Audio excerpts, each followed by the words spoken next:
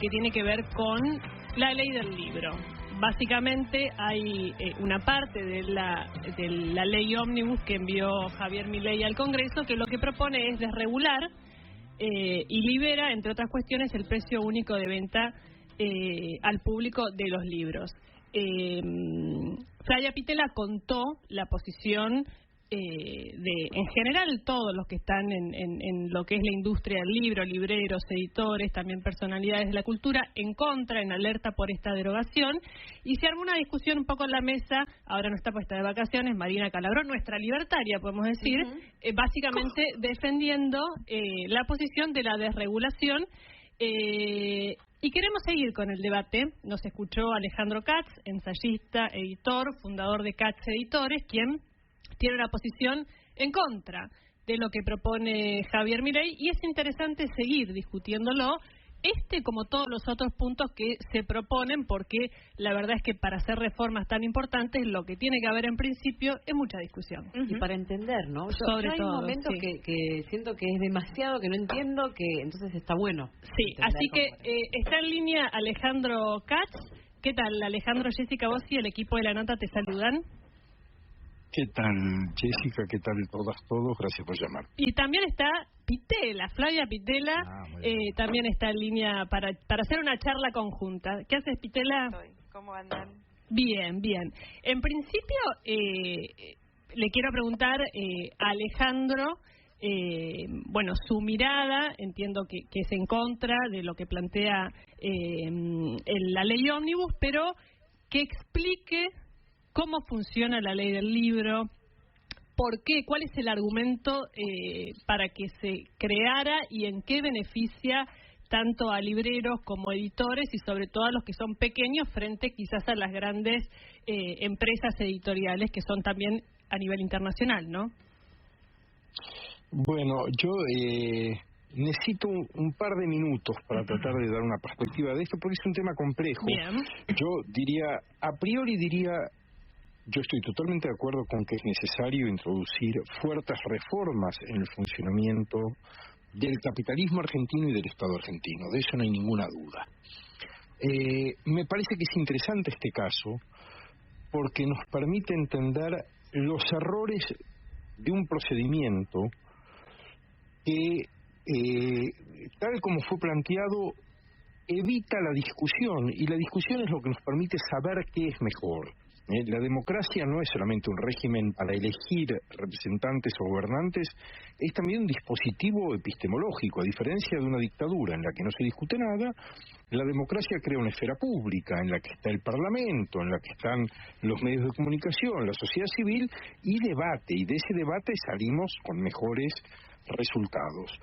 Esta ley es producto de un debate muy largo aquí y en otros países, que son los antecedentes de nuestra ley, y esta ley es derogada con dos líneas: deróguese la ley tal y tal, es lo único que se dice, no hay ninguna razón para explicar la derogación, desconociendo mucho tiempo de discusión en el sector, con la sociedad, con los medios de educación y con el Parlamento. Yo, para que se entienda bien qué es esta ley no está destinada a defender ni a los editores chicos, ni a los libreros chicos, ni a lo que se llama independiente, que es una categoría muy dudosa. Esta ley es una ley destinada a garantizar el desarrollo de un ecosistema del libro. Un ecosistema es autores, editores y todos los que participan de la actividad editorial, traductores, correctores, diseñadores, distribuidores y libreros, y los medios de comunicación vinculados con la circulación de la palabra escrita.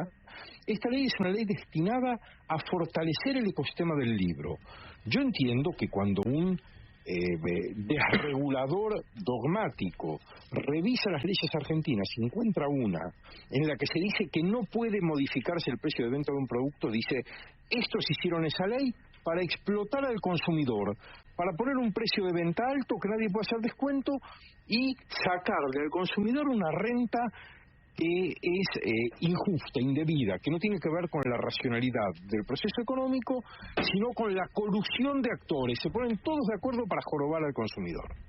Entiendo que lo lean así. Si hubieran preguntado, entenderían cuál es el origen y el sentido de esta ley. Y esta ley tiene dos orígenes: el local, cómo se gestó en Argentina, y los antecedentes internacionales. El caso local es muy interesante. En los años 90, cuando se produce la expansión de las cadenas de supermercados, una gran cadena de supermercados publica un anuncio de 2 páginas en los diarios nacionales, listando los bestsellers del momento. Anuncio de supermercado, 2 páginas solo de libros, inédito, listando los bestsellers del momento, el precio al que se vendía en librerías y el precio del supermercado, que era el 50% del precio de la librería. El supermercado, que tiene gran poder de compra, puede negociar con el editor y decirle: vendeme el libro con un 65% de descuento sobre el precio que le fijaste. Y después lo vende con un 50% al público, con lo cual mantiene un margen de 15% de beneficio. Pero la librería compra con un 35 o 40% de descuento al editor. Es decir, que la librería paga más por el libro de lo que el supermercado le ofrece al consumidor. Entonces alguien dirá: bueno, pero entonces el consumidor se beneficia. Las cosas son bastante más complejas. El supermercado ofrece menos del 1% de los títulos disponibles en el mercado. Vende lo demás venta. Ahora, la librería, que tiene 3.000, 4.000, 5.000, 6.000, 7.000, 10.000 títulos en oferta, y que los que no tiene los va a conseguir, porque es su trabajo ubicar el libro, pedírselo al distribuidor o al editor, llevárselo al cliente, etcétera. La librería no puede vivir si solamente vende el libro del que se vende 1 o 2 ejemplares por mes o por año. Vive si tiene el bestseller, y con el bestseller sostiene ese fondo editorial tan complejo, tan amplio, tan necesario. Entonces, el libro es un objeto raro. Los libros son de baja rentabilidad, pero los supermercados venden libros. ¿Por qué venden libros? En los shoppings hay librerías. ¿Por qué hay librerías?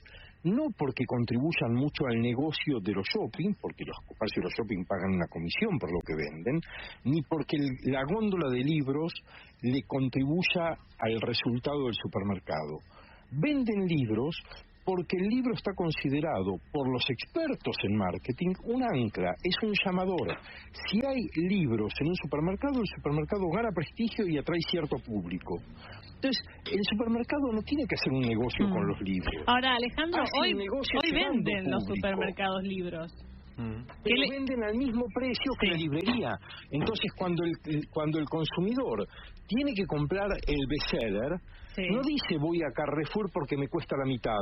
Va a la librería de barrio o va a Carrefour. Pero hoy, Alejandro, la competencia no es por precio. Acá, la competencia, Acá Manu Joven te saluda. No, por ejemplo, en el supermercado uno no puede aplicar las distintas promociones que hay en los supermercados. Cuando se lleva un libro, con todo lo demás que se puede llegar a llevar, tiene el descuento del 15 de la tarjeta del supermercado, de tal día con tal tarjeta un descuento, etcétera, que eso hoy ya existe. Sí, pero las librerías también las tienen. Perdón, Ale. Un descuento un descuento. Las librerías lo tienen. Son estrategias comerciales. Claro.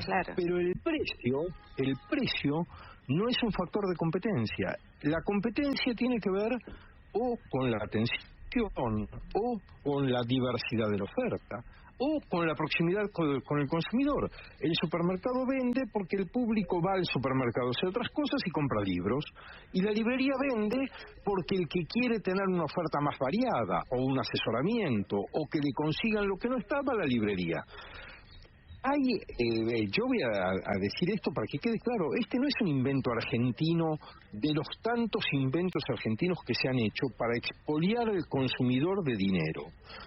El antecedente más lejano de esto está en Alemania, en un acuerdo sectorial de principios del siglo XX, en el que editores, distribuidores y libreros entendieron que si se habilitaba la competencia por precio, se destruía una red de comercialización amplia, rizomática, que permeaba toda la sociedad y que es imprescindible para la existencia de un ecosistema del libro robusto, que a la vez es imprescindible para la existencia de una sociedad dinámica, culta, movilizada, democrática, etcétera. Entonces los alemanes, que tienen una larga tradición de acuerdos sectoriales, hicieron esto como un acuerdo sectorial. Pero el gran cambio se dio en los años 80 en Francia, cuando un grupo de viejos militantes trotskistas abrieron un negocio de bienes culturales, vendían cámaras de fotos, equipos de música y libros. Ese negocio, que fue muy exitoso, se llama FNAC. Sí. Y la FNAC empezó a hacer descuento en el precio de los libros porque fue muy exitoso como modelo de negocios, tenía un gran poder de compra y trasladaba los descuentos que obtenía de los editores al público. Y fue evidente que a medida que la FNAC instalaba locales en distintos lugares de Francia, allí donde se ponía la FNAC se cerraban librerías. Y la oferta disminuía porque la FNAC no vende tantos títulos como una librería general. Entonces se promulgó una ley conocida como Ley Lang, porque Jacques Lang fue el ministro de Cultura que impulsó esa ley en Francia, para que el precio no fuera factor de competencia. Y yo quiero decir dos cosas más. La primera, esta ley se adaptó no solo en Argentina, en España, en Italia, en distintos países europeos, en México, y existía en Gran Bretaña. En Gran Bretaña, bajo un impulso liberalizador como el que estamos viviendo, se anuló la ley. Y el efecto, y esto es muy interesante porque es un caso en el que tenemos el contrafáctico. Normalmente uno habla de un contrafáctico, es una hipótesis. Acá tenemos el caso contrario. Se anuló la ley y eso provocó dos cosas. La mayor reducción de librerías de toda Europa en el periodo más breve, la cantidad de librerías que cerraron, la reducción de la cantidad de títulos propuestos anualmente y un aumento del precio medio de los libros por encima de la inflación a diferencia del resto de Europa. ¿Y por qué aumentó el precio de los libros? Porque si hay pocos compradores que le piden al editor mucho descuento, el editor lo que hace es subir el precio para que, una vez aplicado el descuento que le piden, cobre lo que tiene que cobrar. El libro vale 100 pesos. Si la librería tiene 40% de descuento, el editor cobra 6. Si el supermercado pide el 70% de descuento, el editor cobra 3. Y con 3 no paga sus gastos. Entonces, ¿qué hace? Lo pone a 140 para que cuando le piden el 70 vuelva a cobrar 50 al menos. Lo que necesita para llevar su... Entonces el precio sube y como el supermercado o la gran cadena de librerías hace descuentos parciales, hace descuento en algunos títulos, no en todos, en los que no hace descuento, el libro está más caro que si no hubiera existido esta política de descuentos en los precios. Y el caso inglés nos permite comprobar que allí donde se saca la ley, el precio medio del libro sube, la cantidad de librerías se reduce, la oferta baja y se ve perjudicado el lector económicamente, el lector en términos de acceso a los libros, los autores porque ven reducida la cadena y la remuneración. Digo, se perjudica a todo el mundo, pero esto hay que discutirlo. Hay un dato adicional que no podemos soslayar. Alguien dice, no, pero si el precio lo fija el editor, nadie puede competir por el precio, fija el precio que quiere y el consumidor se joroba. No nos olvidemos que hay un gran regulador del precio de los libros, que es la piratería. Cuando la elasticidad del precio de la demanda en el libro es muy, muy alta. Cuanto más sube el precio del editor, menos mercado tiene. Porque hay una parte que resigna la compra y otra parte que usa una versión ilegal, antes una fotocopia, un PDF o directamente una edición pirata. Entonces, no es que el consumidor está expuesto a la arbitrariedad del editor o del librero. Siempre hay un factor de regulación. El editor, como el libro es un negocio de volumen, uno traduce un libro, la traducción es muy cara y todos los trabajos editoriales son muy caros. Para que eso sea rentable tiene que vender muchos ejemplares. Si uno reduce su mercado aumentando el precio, quiebra. No es el negocio del editor reducir su mercado. El negocio del editor es ampliar lo más que puede el mercado. Flavia, espera que te haga un punto ahí, que Flavia quería hacer un comentario y preguntar, ¿no? Sí, haz el punto si querés. Sí. Si después intervengo yo, ¿querés hacer el punto vos? No, dale vos. Y después yo tengo unas preguntas para hacer de abogado del diablo respecto de esto. Dale, me toca. Sí, está muy bien.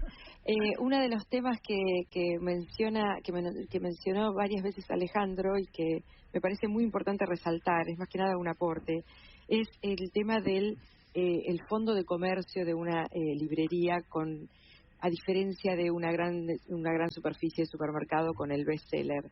Todos nosotros hemos tenido que comprar en algún momento de nuestra vida un libro que no está publicado, no fue publicado ni este año, ni el año pasado, ni hace 10 años.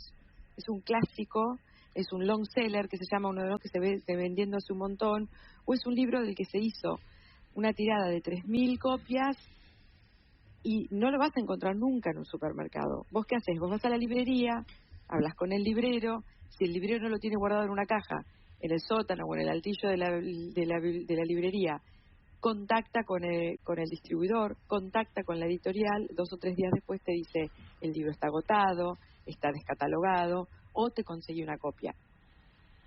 Cuando hablamos de la reducción de la bibliodiversidad, digamos, cuando hablamos de lo que provocaría esta ley, que es que haya menos cantidad de libros, habla de libros en cuanto a variedad de libros, hablamos también de este tipo de cosas.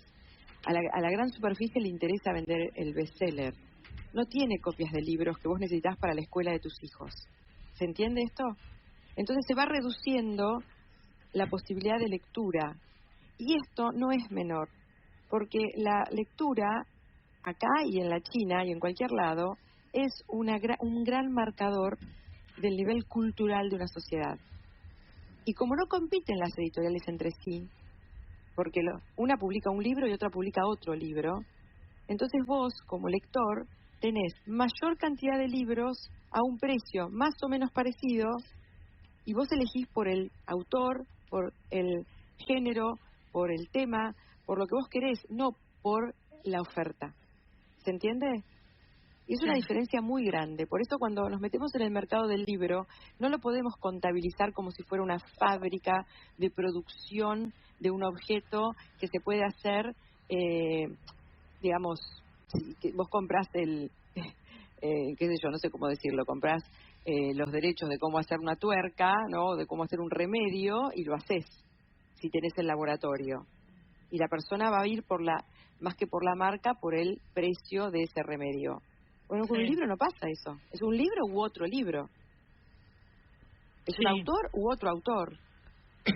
Y lo que pasa con esta ley es que garantiza que vos compres el autor que querés leer. Y no es lo mismo comprar un ibuprofeno de una marca o de la otra, que tampoco es lo mismo, pero bueno, ¿se entiende lo que digo? Al fin y al cabo es ibuprofeno que un autor u otro.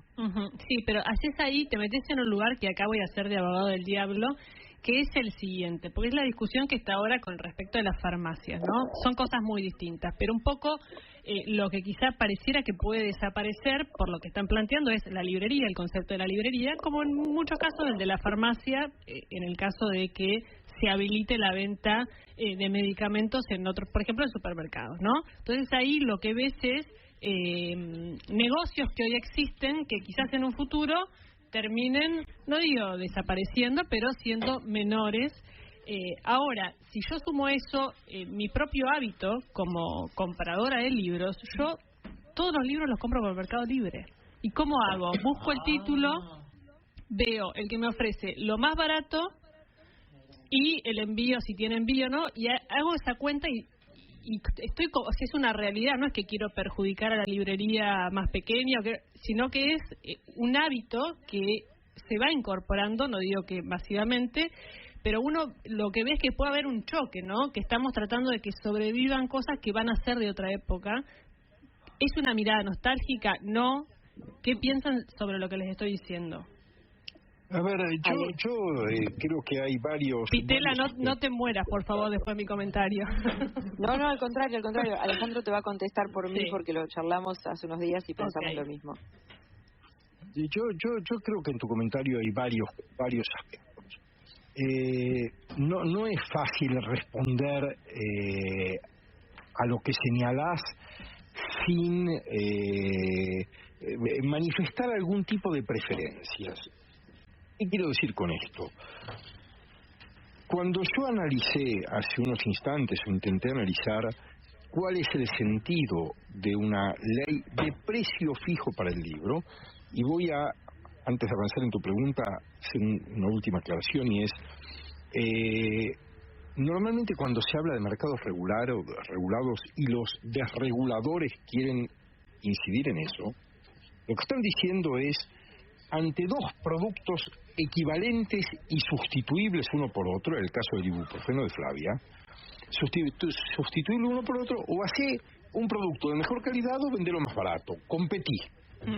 Y ese es un principio de dinamización del capitalismo, de ganancia de eficiencia, que se venda más lo que está mejor hecho o lo que está hecho con un menor costo, y es la lógica del capitalismo y nadie lo está objetando.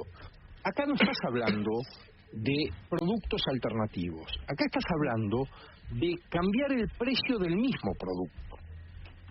No estás diciendo, porque competencia no hay mercado tan saturado como el de los libros. Los libros en español son más de 100.000 libros diferentes que se publican cada año. Entonces la oferta es inmensa. Lo que se discute es que un libro se venda en toda la cadena comercial al mismo precio.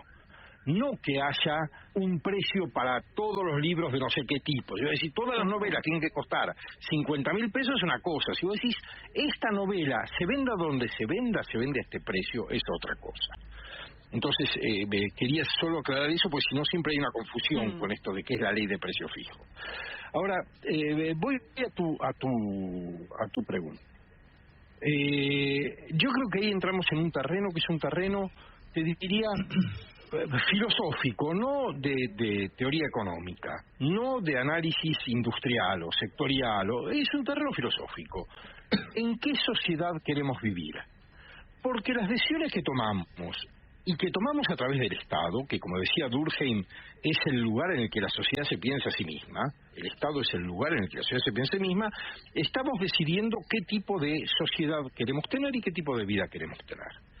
Entonces, uno puede decir, yo quiero una sociedad en la que la maximización de la ganancia organice toda la vida social, porque me parece que el que sabe ganar más es el más inteligente, es el más eficiente, es el moralmente mejor. Y yo puedo decir, yo quiero una sociedad en la que equilibremos distintos criterios de mérito, distintos criterios de valor, distintos criterios éticos, políticos, etcétera, que no haya un solo criterio que domine todo. Entonces, si este es el modelo que yo prefiero, y yo lo prefiero, puedo discutir si es el mejor o no, pero sé que es uno entre otros. Hoy están diciendo, queremos una sociedad que solo está regida por la capacidad de ganar dinero. Eso es el mensaje hoy. Y yo digo, no, ese no es el tipo de sociedad que quiero. Voy a hacer una nota al pie, ya que estamos hablando de libros, voy a hacer una nota al pie o un paréntesis, elijamos la forma que prefiramos. Sí. Cuando Milei dice, en las sociedades libres la gente vive 20% más que la nuestra y gana 40% más que la nuestra y no sé qué, está mintiendo. Porque las sociedades en las que eso ocurre son aquellas que admiramos, las sociedades del norte de Europa, los países escandinavos, Alemania, Países Bajos, Bélgica, las sociedades que han tenido políticas de un estado de bienestar y una socialdemocracia fuertísima, Francia, España, Italia, Portugal, Gran Bretaña, países que tienen impuestos altísimos, estados superreguladores. Entonces, no nos confundamos, los países de los que habla Milei, que no tienen impuestos y que no tienen estado, son los países fracasados del África subsahariana, donde la gente vive 40 años, se mata en las esquinas y no tiene ni expectativa de vida ni ingresos. Entonces, cuando yo digo, estamos hablando de preferencias sociales, yo digo, las mías son mucho más parecidas a las que Milei desprecia, donde tenemos criterios de valor que no son solamente la rentabilidad económica. Creemos